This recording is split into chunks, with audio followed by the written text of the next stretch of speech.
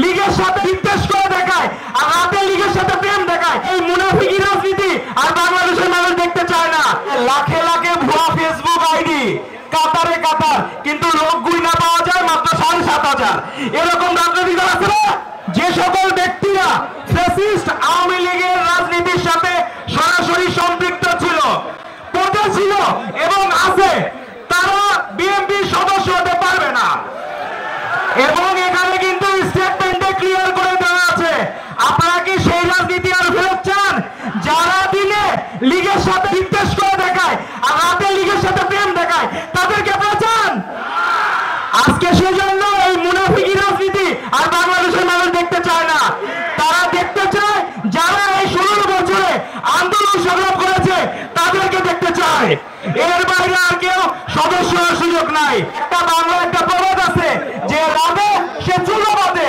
উনি দপ্তর থেকে শুরু করে রাজপথে সভাপতি ছিলেন আমাদের রুল কবির রিজভী আহমেদ। উনি কোনোদিন অন্যের সাথে আপোষ করেন নাই।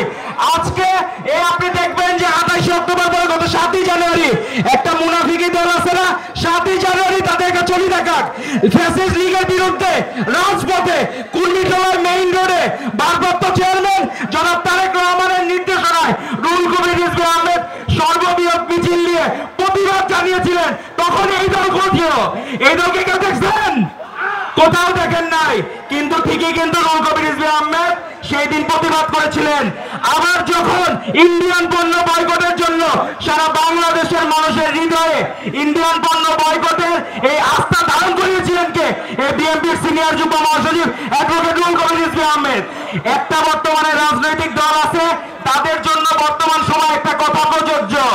সেটি হচ্ছে যে লাখে লাখে ভুয়া ফেসবুক আইডি, কাতারে কাতার, কিন্তু লোক গুইনা পাওয়া যায় মাত্র 7,500। এরকম রাজনৈতিক দল আছে না?